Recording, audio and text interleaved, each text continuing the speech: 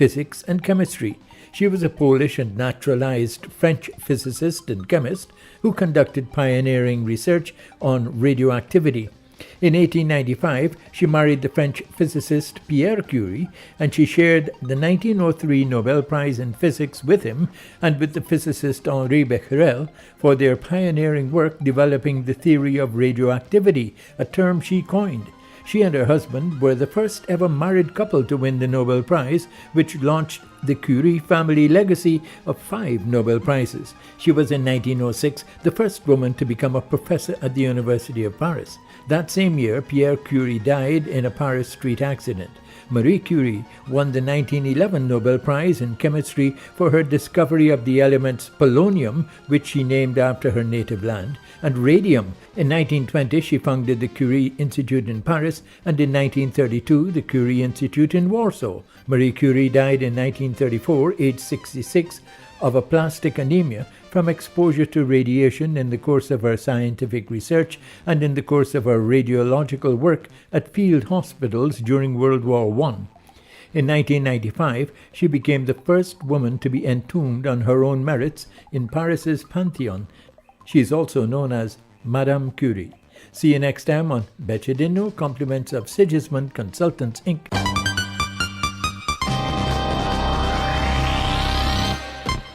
Drink Pepsi Black for max taste to no sugar. Pepsi Black time, 18 hours.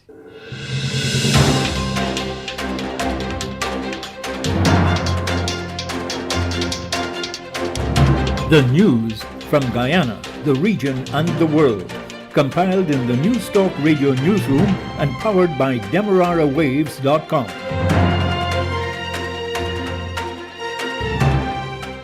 The news comes to you compliments of KFC. It's finger licking good. With the news, I am Ruth Wilson. Good evening. First, the highlights. The PNCR's Congress has been delayed by 1 week to ensure proper arrangements are in place. The United States wants the Guyana government to make its position on fighting corruption clear. And the Guyana Power and Light says it cannot afford to pay workers an increase in salaries or a bonus. In the region, there is a joint military-civilian operation in Suriname to counter rising crime. And cybercrime has become a major issue in the Caribbean, especially during the COVID-19 pandemic. Details of these and other stories in a moment. On the go and need to grab a quick bite, but tired of the same dreary food? Well, KFC is here to brighten your day with a delicious, mouth-watering meal with their 9 convenient locations. Movie Town, Vlissingen Road, Mandela Avenue, Regent Street, Stabroek, Hink Street, Redenhoop, Parika, and the Amazonia Mall. Now open from 9 a.m. to 10:30 p.m. And they're there to welcome you every day. KFC. It's finger licking good. And now for the news in detail. The People's National Congress Reform, PNCR Congress, has been pushed back to December 18, multiple party sources said Thursday. Originally, the Congress should have been held on December 11, 2021, but Mr. Alexander was called in to ascertain if that was feasible. The PNCR later said in a statement that the decision to delay holding the Congress by 1 week was in the interest of ensuring transparency, democracy, and fairness to all its members, delegates, and officials. The decision was taken by the PNCR's Central Executive Committee after considering a report by the party's election expert, Vincent Alexander. If his recommendations are anything to go by, the PNCR's election team would have to ensure the ballots and voters' lists are available by next week Wednesday and sent along with other related materials to the various polling places from Thursday to Friday. He said the candidates would have to be consulted by December 12. Arrangements are put in place for polling day officials to be briefed and that they have mobile phones and data to dispatch the results from the decentralized polling places in the 10 administrative regions. Vying for the top post of leader are Aubrey Norton, Joseph Harmon, Dr. Richard Van West Charles, and Basil Williams. Incumbent leader David Granger has not been nominated for any position.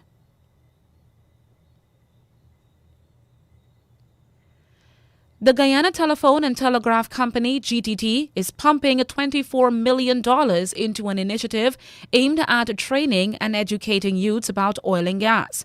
The telecoms company is partnering with the Guyana Oil and Gas Energy Chamber, GOGEC's Fueling Guyana's Future program. The program is aimed at targeting schools and universities with training development. This year-long program forms part of GTT's contribution towards increasing the pool of local talent and resources to lend to the oil and gas industry. Throughout 2022, students stand to benefit from oil and gas training on a weekly basis. This engagement provides exposure to school-aged youth to the evolving oil and gas industry in Guyana while encouraging growth and driving passion for careers in oil and gas. GTT's CEO, Damian Blackburn, says his company believes that the students impacted will be able to positively contribute to the industry through the implementation of this career-building program within the oil and gas industry. He says the contributions of Guyanese to the oil and gas sector is pivotal in inspiring interests into the future.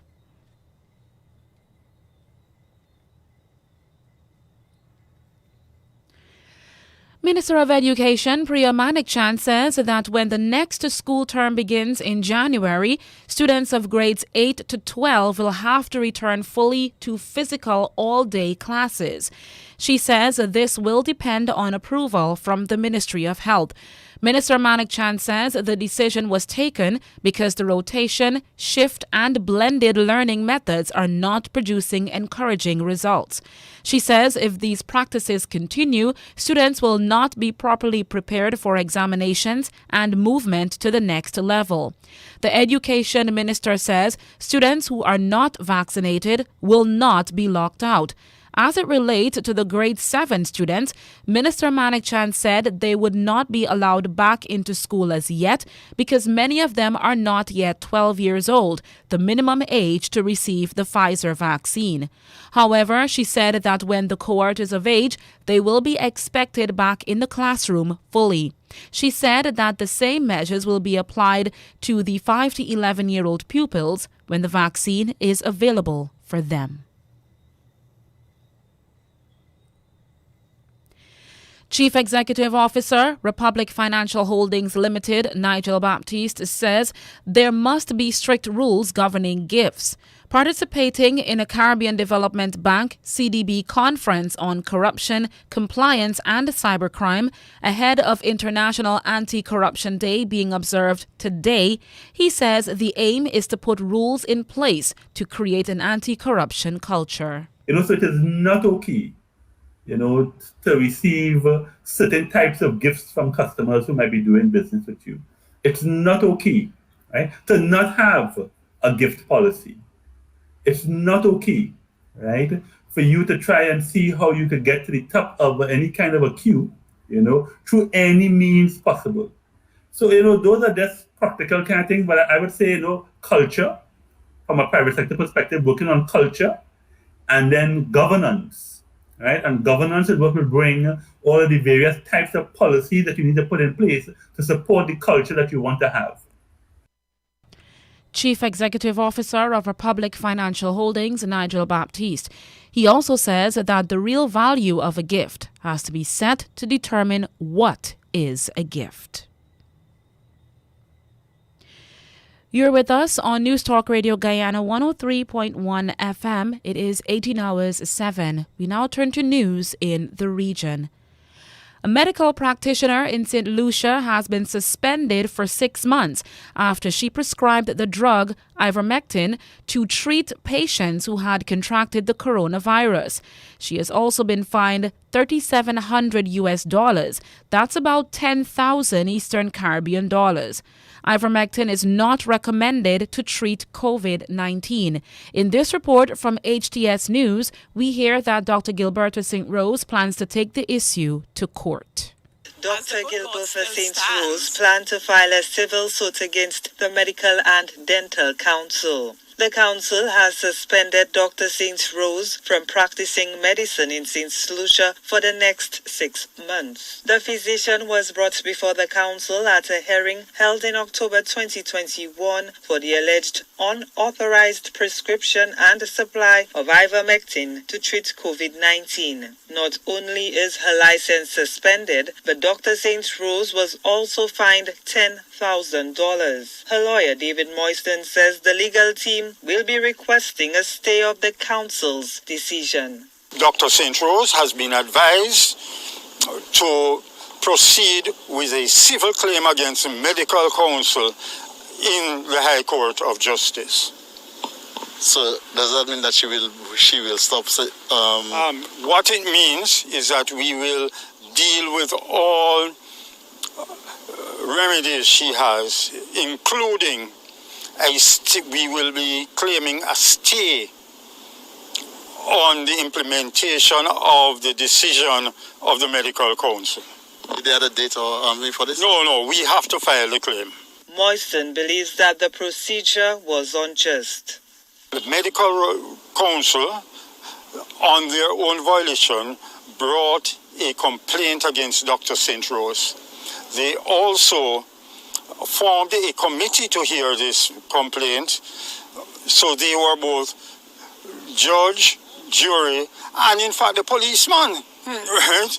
They have all been the ones who have been driving it all along. And for worst of all, they were also the sentencer in the matter. So this is contrary to natural justice in any event. The attorney is also dissatisfied with the manner in which the proceedings were conducted. Dr. Gilbertha St. Rose can appeal the Medical and Dental Council's decision. The $10,000 fine is to be paid within 30 days of receipt of the notice. The medical doctor's certificate may be reviewed if she indicates her intention to stop using ivermectin to treat COVID-19 and refrain from promoting the drug publicly. Barbados and other tourism-dependent Caribbean nations will not suffer from a shortage of food. This report from Barbados Today. There will be no shortage of food this Christmas. That's the assurance of Minister of Tourism and International Transport, Senator Lisa Cummins, who says that despite the disruptions in global supply chains, the country has enough food reserves that will be able to supply both local and tourism demand over the busy holiday period.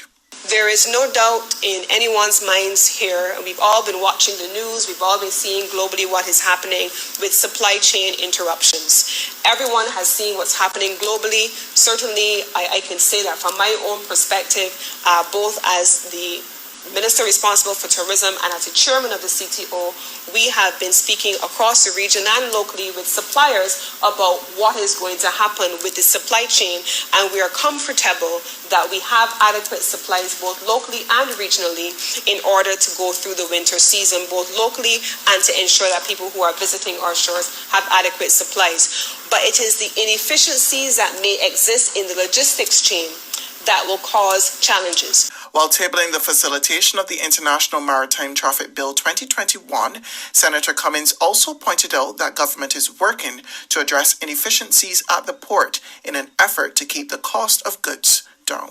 And so once goods land in Barbados or ships are inbound to Barbados, it is in our interest to ensure that we clear those goods as quickly as possible without incurring any further delays in port, any further charges in port, any further costs therefore associated with those delays, including demurrage charges, Mr. President, which are as a result of those kinds of delays, which will then have an impact, a detrimental impact on the cost to the consumer. So we can't control what happens globally. We can't control what happens in the international supply chain, but we can mitigate the impact of further increases as a result of implementing port efficiencies and logistics chain efficiencies, such as the implementation of the maritime single window, the electronic single window, a port community system, Assecuda World functioning effectively, and all of the agencies being on board and online and clearing goods in real time. Barbados Minister of Tourism and International Transport. Now we move over to the Bahamas. The reintroduction of a televised program titled Shock Treatment is being called into question. The program is aimed at immersing youths who are at risk of getting into deviant behavior. More harm than good. That's the word tonight from youth activists who say the return of the televised program Shock Treatment did little to nothing to assist at-risk teens. The show immersed a selected group of boys and girls into a program facing the hardships of prison and the Royal Bahamas Defense and Police Forces. Tavares Smith, head of local NGO Project Youth Justice, is calling on government to reconsider the show's reinstatement, noting that statistics is lacking on whether the show had a positive impact. I can say as an attorney that I have represented some of these past participants of the program. So in their instance, they went on to continue reoffending.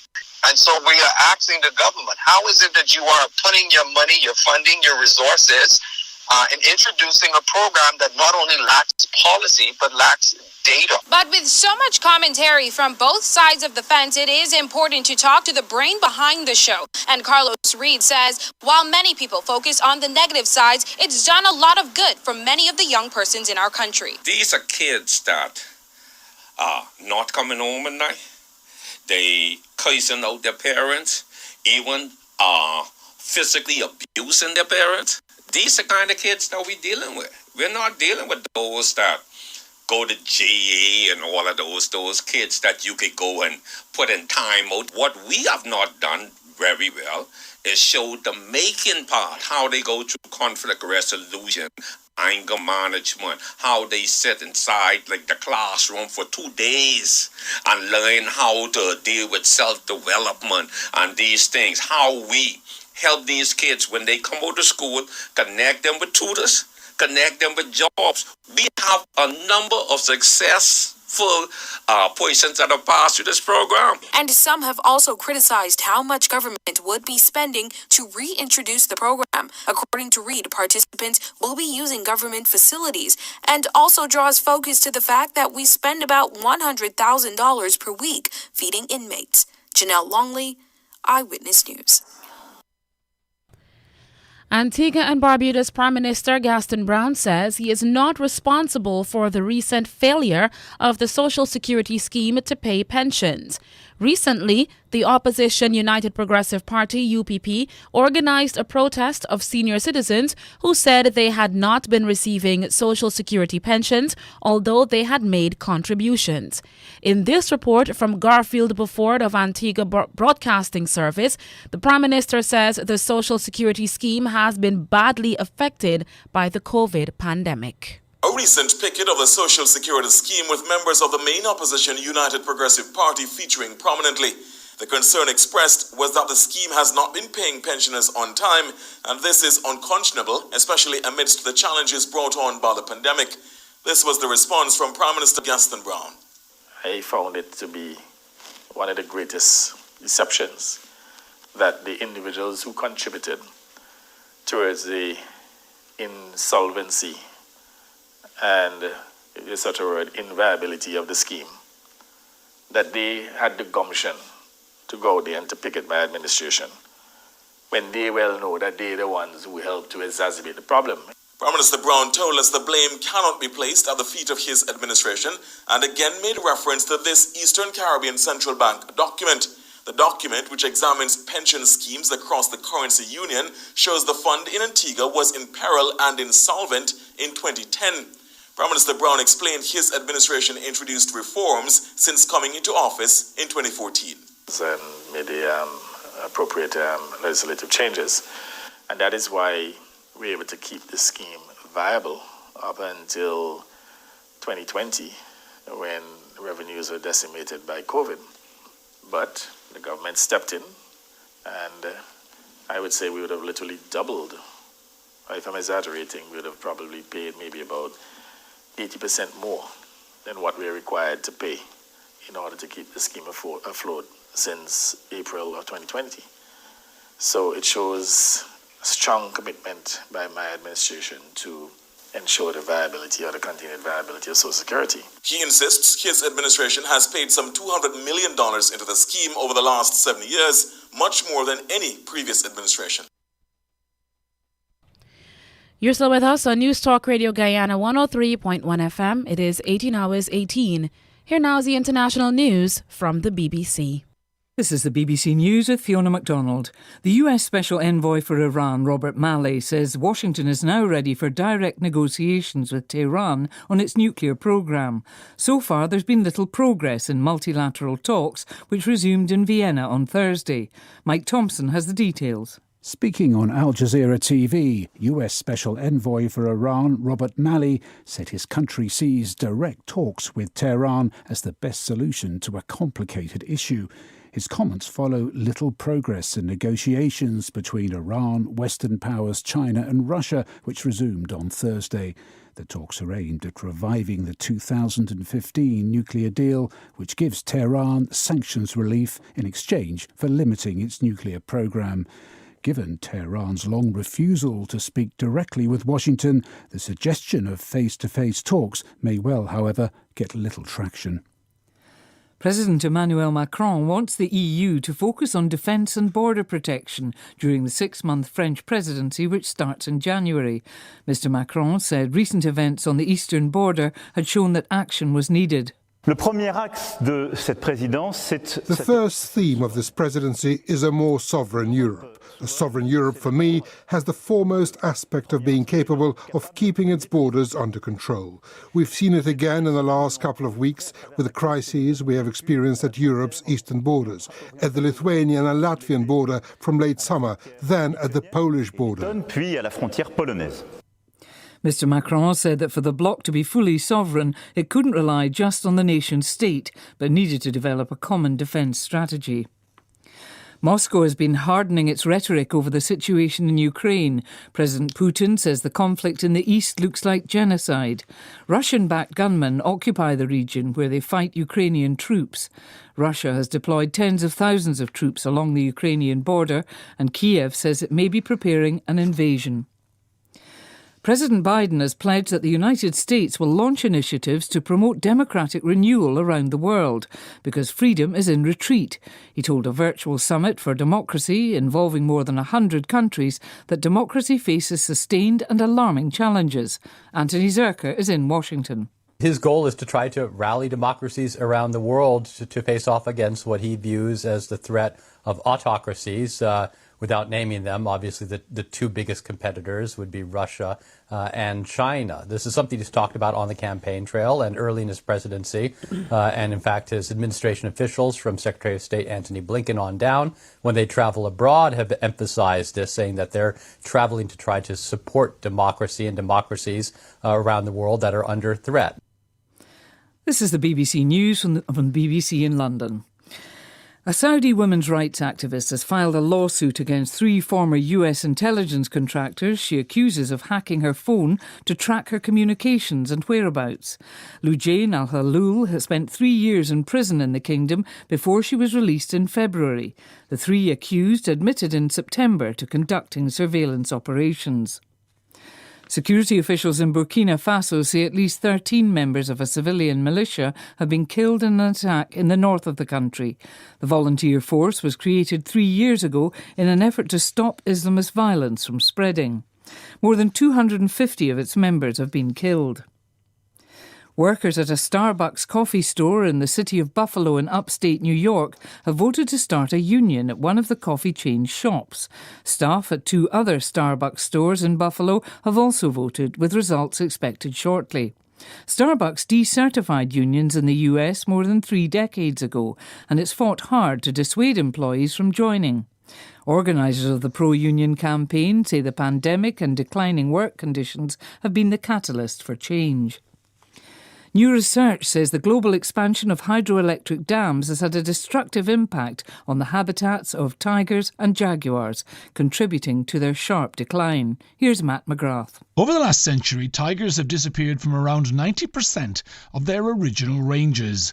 Scientists believe that the decline of this powerful predator may be linked to the rise in the number of dams built to generate electricity. Construction involves the creation of large reservoirs, often in forested areas. In some regions, this can lead to tiger extinction. In India, the authors found over 400 dams intersecting traditional tiger habitats.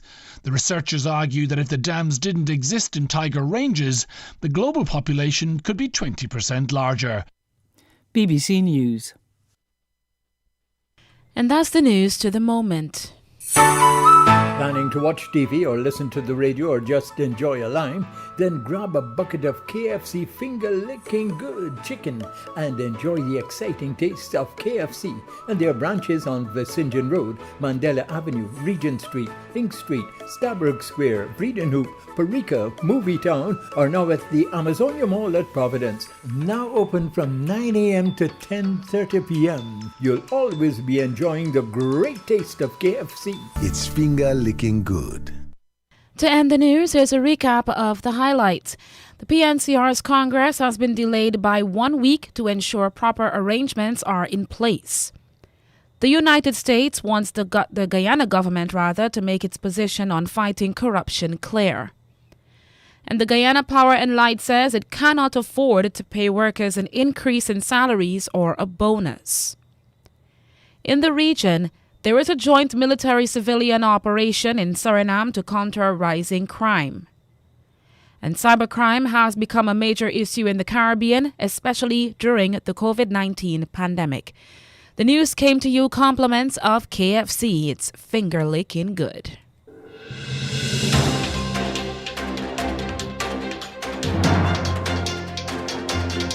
This has been the news, compiled in the News Talk Radio Newsroom.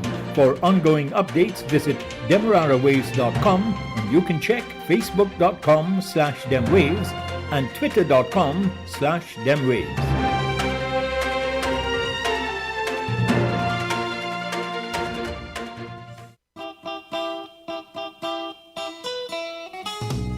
Giftland Mall, they're giving away vouchers from December 30 to Christmas Eve. You can say there's no such thing as Santa, but as for we on 103, we believe. From December 13 to 24, listen to News Talk Radio Guyana 103.1 FM. Answer a simple question and you can win yourself a voucher. Compliments of Giftland Mall. Season's greetings to supporters of Giftland and 103.1 FM.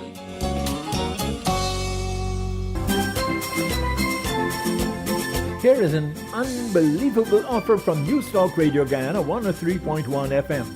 You can send season's greetings December 24, 25, 26, and 27, and Happy New Year's greetings December 31 and January 1, 6 times each day, plus streaming of your image on Facebook on Christmas Day and New Year's Day, plus a 5-minute live broadcast from your firm.